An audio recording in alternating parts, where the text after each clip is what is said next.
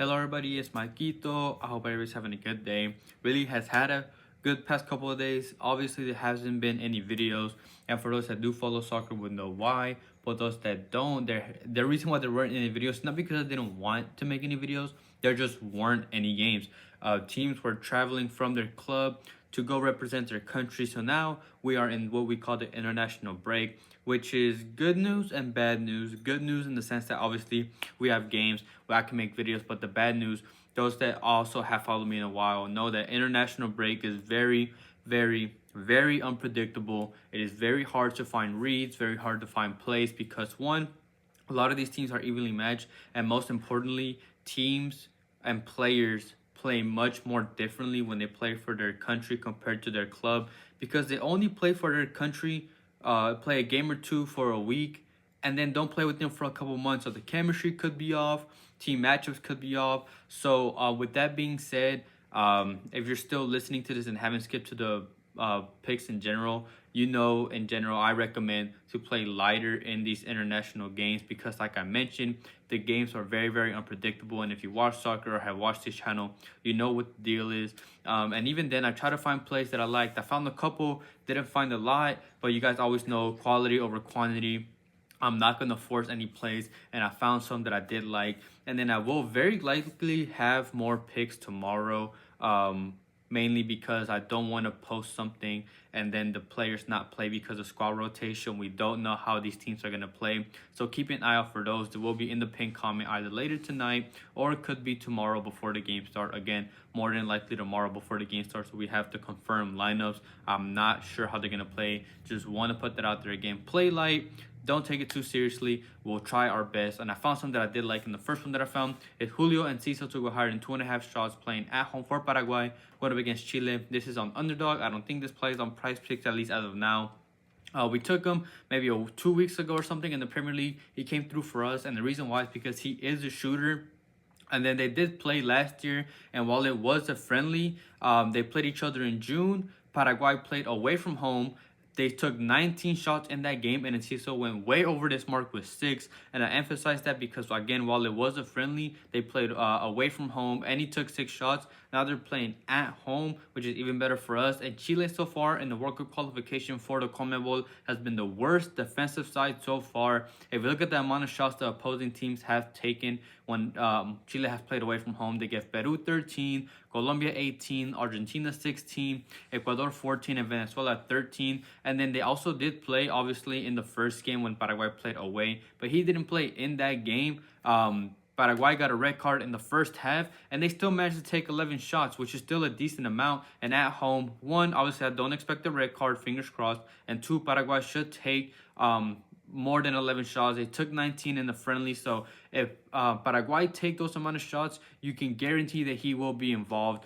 He is a shooter, like I mentioned, and if you look at the shots that he's taken so far in the league, he's a long shot taker. He's taken 22 from outside the box and 11 from inside the box, so he doesn't need space at all. If he sees space, he will shoot, and he's pretty versatile as well, taking 21 with his right and 8 with his left. And if you look at some of the games that he did play or has played for Paraguay, he came off the bench away from home in the hardest environment, which is Bolivia. If you know that Bolivia plays in a very high altitude, and it's very hard to play there. He played away from home against them, only played the second half, and still went over with 3 shots. He played at home against Venezuela, had 5 shots. He played Uruguay away from home, who's another tough defensive team, still went over with 3. And against a on paper, a weaker defensive matchup, a good line at home. I like this, so I like Julio and Tiso to go higher than 2.5 shots. And the second play that I found that I like is a safer play as well, on Underdog as well, and that's Gerson to go under 0.5 goals and assists, playing at home for Brazil, going up against Colombia. He should play next to Guimaraes,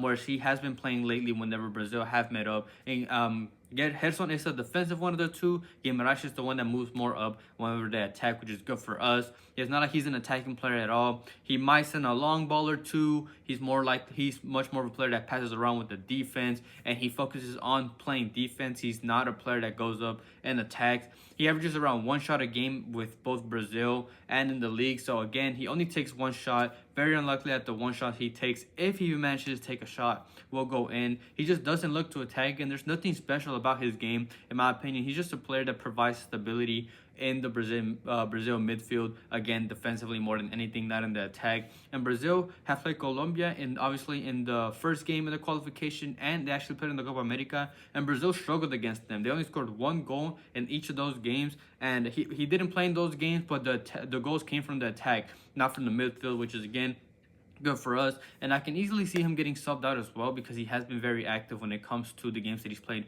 in the Brazilian league. And at these odds, I'm gonna take my chances. I believe he's only had 1 goal so far in the 7 or so games that he's played for Brazil, which was the recent one. But even that one, it was a volley, which was pretty lucky in my opinion. And I just don't see him being involved in the attack here and against a tough defensive matchup. So I like this play, and it's safer on underdog, and that's Headstone to go under 0.5 goals and assists. Before I get into the money line plays, as always, if you guys please could like the video, comment as well, and if you're not subscribed, please subscribe, turn on notifications. It's all a great way to support the channel. It helps boost the video out to more people, and you're notified when these videos are out. And if you want to get the videos out even earlier than what you usually would, yeah, I do have the membership link in the description.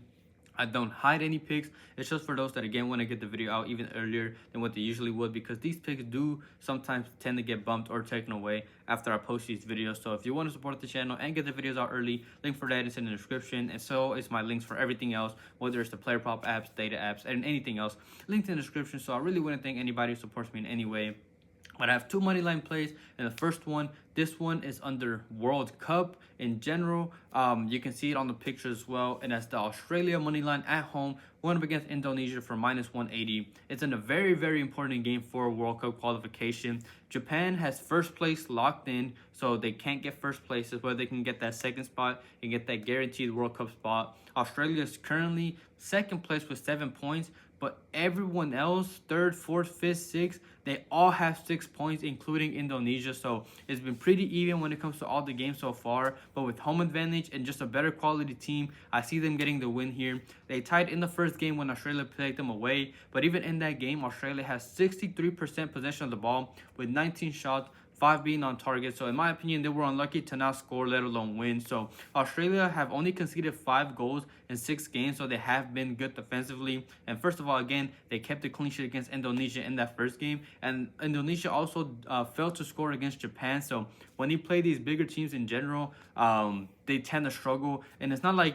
Australia is a big team or anything, but they already struggle against those bigger teams, so I see them struggling here as well. And they actually played last year as well in the knockout stage in the Asian Cup, an away game for both teams, and Australia won in that game 4-0. So with a very important game here at home, Indonesia is not a great quality team at all. They should get this win at home against them. So I like this play, the Australia money line against Indonesia for -180.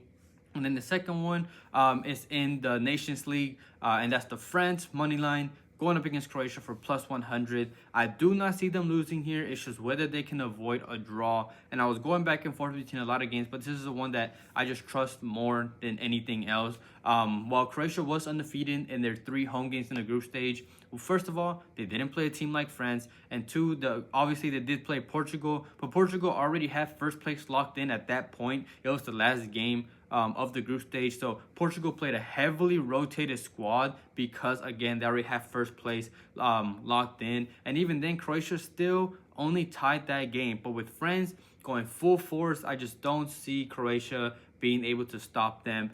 France won their games against Belgium. They actually beat Belgium twice. They beat Italy, and all those games were without Mbappe. And now he is back, and not just that, they have a very, very informed Ousmane Dembele in their squad as well. So they have 2 very, very strong attackers, and they have a very, very solid back line, arguably the best one in the world when it comes to country-wise. They have Theo Hernandez and Koundé on the flanks, with Saliba and Konate in the middle, and Maignan in goal. They just have a really, really good backline in general. And then Croatia when they played in the Euros, they got knocked out in the group stage for a reason. They didn't win a single game. They lost to Spain, tied to Albania, they tied to Italy. They're just been a lot more disappointing, and they've been slowly on the decline just because their players in general have been aging. They haven't really had that many talents in general. But France is quite the opposite. If anything, they're just getting their players more and more experienced, and I just trust them with their more quality team. I don't see them losing, and whether they can avoid the drop. But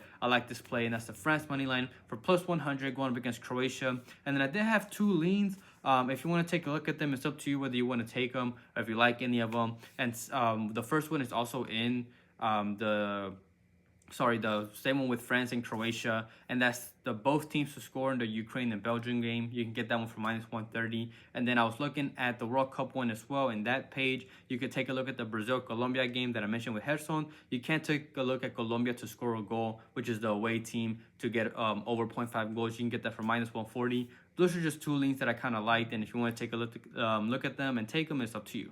Thank you everybody for watching. We're back, and hopefully we can start posting again. When it comes to these international games, try to play a little lighter.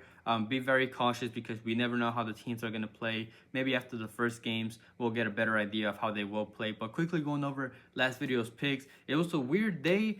We had 2 DMPs. I believe I had the added play, and I had the Tiate one, which both DMP'd. And then the other 2 player props that did play hit, which was great for us. McTominay to take 2 shots. He took like 3 or 4, and then Garnacho to take 3 shots. He hit for us as well. So we swept the player props, even though 2 did DMP, but we'd rather have them DMP than miss. So we still did great when it came to the player props. Money lines was quite the opposite, an 0-2 day. The first of all, that Liverpool game, first time that Liverpool has lost against Newcastle in like 17 games, and the first trophy that Newcastle has won in like 70 years. So I just didn't really see that happening. And then Napoli, the opposing keeper had the best game of his career, 9.2 saves. Napoli were projected to score 2 according to the stats, but they just couldn't put him away. The other keeper had a great game. So reads were there, but unfortunately we lost when it came to the money lines, but we did great when it came to the player props. And now with a couple days break, hopefully with these international games, which are tougher to predict, fingers crossed we can do great. I like these plays regardless. You guys know I'm not going to force any plays. I like these plays in general, and if I'm, like I mentioned, if I do have any added plays, that will be in the pinned comment.